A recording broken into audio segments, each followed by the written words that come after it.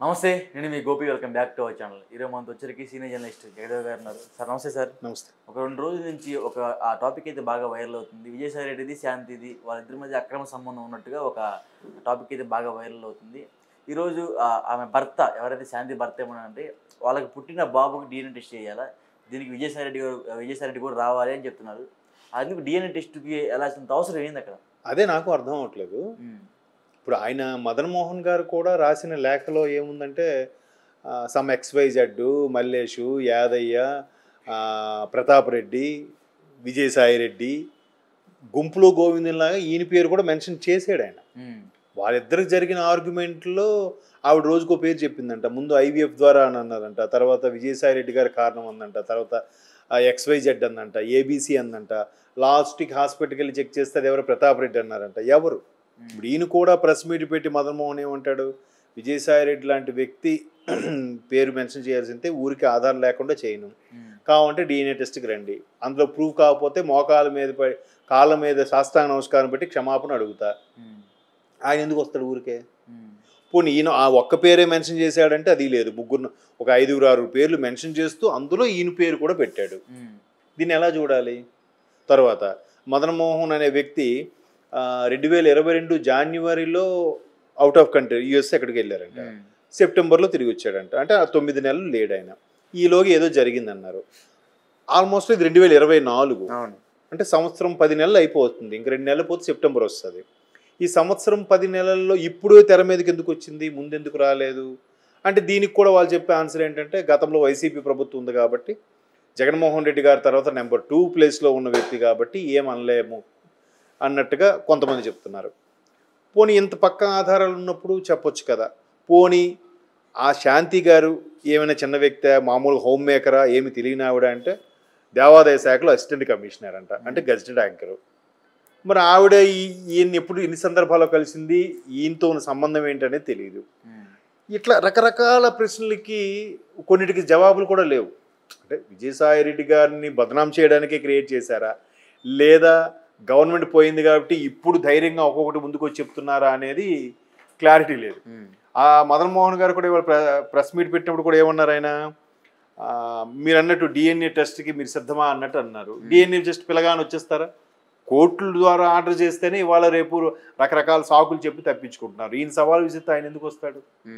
ఆయన కూడా press meet పెట్టాడు, నా మీద బురద జల్లడానికి ఇవన్నీ ప్రయత్నాలు చేస్తున్నాను, నా మీద కుట్ర జరుగుతున్నాయి, మీ అందరి బండారం నేను బయట పెడతాను, నేను ఒక ఛానల్ పెట్టి మరి మిమ్మల్ని అందరినీ బయట పెడతానని విజయసాయి రెడ్డి గారు సవాల్ విసురుతున్నారు.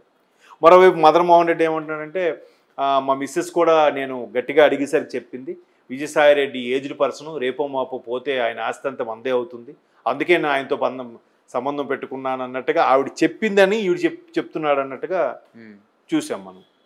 ఈ రకరకాలుగా అసలు చాలా చిరాకు అనిపిస్తుంది. అంటే మరి వాళ్ళకి ఆ ఎలిగేషన్, ఆరోపణ ఎదుర్కొంటున్న విజయసాయి రెడ్డి గారికి ఎలా ఉందో నాకు తెలియదు, కానీ చాలా ఇబ్బందికరంగా. అంతే కదా, ఇప్పుడు ఎవడుకు వాడు తనకు తానుగా తన భార్య ఎలాంటిదా, ఇప్పుడు తన భార్య అలాంటిదా అని బయట నలుగురిలో మాట్లాడుకుంటేనే చాలామంది సూసైడ్ చేసుకుని చచ్చిపోయిన సందర్భాలు ఉన్నాయి.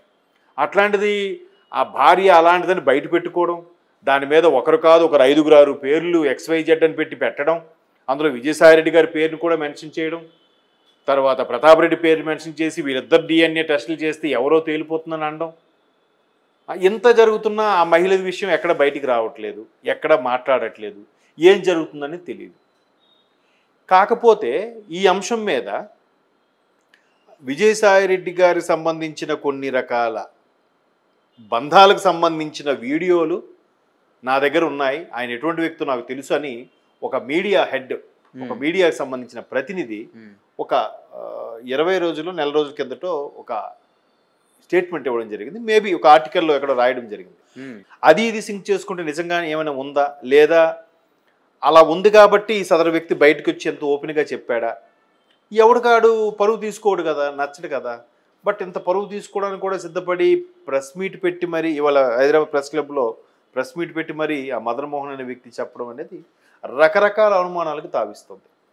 ఆ ఛానల్ హెడ్ చెప్పింది బేస్ చేసుకొని చెప్పాడా, లేదా ఈయన తిరిగిన ఎంక్వైరీలో ఈయనకి కొన్ని ఆధారాలు దొరికితే చెప్పాడా, లేదు ఇవన్నీ కాదు శాంతి గారి క్యారెక్టర్ ఏంటి, సొసైటీ ఎడిపోతుంది చూడండి. భార్య గురించి ఓపెన్గా చెప్పాడు, పోనీ ఆడ అన్ని రకాలుగా పోతే పరువు పోతే పోయింది, నేను పలానా పెద్ద మనిషిని బయటికి లాగి ఏదో చేద్దామని సాధిద్దామని ఉద్దేశంతో ఏదో వచ్చాడు అనుకుందాం. మరి ఆవిడ గురించి అలా చెప్తుంటే, ఆవిడ క్యారెక్టర్ గురించి మాట్లాడుతుంటే ఆమె ఏం మాట్లాడాలి? ఒక మహిళ అనవసరంగా ఆమె క్యారెక్టర్ గురించి మాట్లాడాల్సి వస్తుంది, ఆమె శీలం గురించి బదనాం చేయాల్సి వస్తుంది అని ఒక స్ఫురణకు వస్తే ఎటుపోతుంది సొసైటీ అనిపిస్తుంది. అంతే కదా. మదన్ మోహన్ చెప్పిన వ్యాఖ్యల ప్రకారం చూస్తే ఏముంది, ఆయనతో డీలింగ్లో పెట్టుకుంటే ఆ తర్వాత ఆయన పోయాక ఆ ఆస్తి మందే కదా అని ఆవిడందని ఆయన చెప్పాడు అని చెప్పాడు అన్నట్టు కూడా ఇందాక ఎక్కడో న్యూస్లో చూశాను.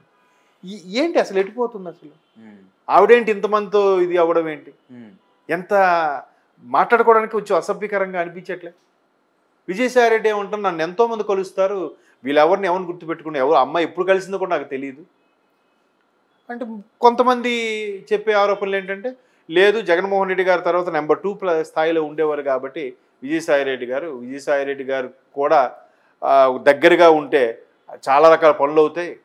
ఎందుకంటే ఆయన చాలా మేధావి, పెద్ద ఆడిటరు, మనీ లాజిక్లు మ్యాజిక్లు ఫైనాన్షియల్గా అన్నీ తెలిసిన వ్యక్తి.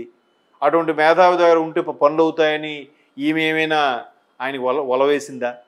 తెలీదు. ఇవన్నీ మీరు అన్నట్టు గత 3 రోజులుగా చూస్తే విజయసాయి రెడ్డి గారి పేరుని ఒక 10 మంది పేర్లు చెప్తే మదన్ మోహన్ గారు ఆ లెటర్లో ఈయన పేరు ఒకటి. బట్ ఈయన్ని ఎందుకు ఎక్కువగా హైప్ అవుతుందంటే, ఆ ఉన్న 10 మందిలో ఈయన పేరు హైలైట్. ఈయన ఒక్కరితో మిగతా ఎవరు తెలియదు మనకి. పైగా నెంబర్ 2 స్థానంలో ఉండే వ్యక్తి వైసీపీలో, రాజ్యసభ సభ్యుడు, చాలా మేధావి. ఇంతవరకు గతంలో ఎప్పుడు ఈ ఆరోపణలు ఆయన ఎదుర్కొన్న సందర్భాలు లేవు నాకు తెలిసి. కానీ వైసీపీలో చాలామంది ఇటువంటి ఆరోపణలు ఎదుర్కొన్నారు. వైసీపీలో గతంలో ఉండి పనిచేసిన ఇప్పుడు ప్రస్తుత మాజీ ఎంపీ కానీ, ప్రస్తుత మాజీ మంత్రులు కానీ, 2-3 మంత్రులు కానీ, వాళ్ళు ఫోన్ విషయాలు ట్యాపింగ్ అయినప్పుడు ఆడియో లీక్స్ రావడం కానీ, ఇవన్నీ చూస్తే వైసీపీలకు ఇవన్నీ కామనే లేరా, ప్రతి ఒక్కరు దొరికితే దొంగ, దొరకపోతే దొర అన్నట్టు కూడా విమర్శలు వినిపిస్తున్నాయి. ఏది ఏమైనా శాంతి గారి పేరు బదనామైంది, ఈయన ఓపెన్గా వచ్చి చెప్పడం, మళ్ళీ దీని మీద కౌంటర్గా విజయసాయి రెడ్డి గారు కానీ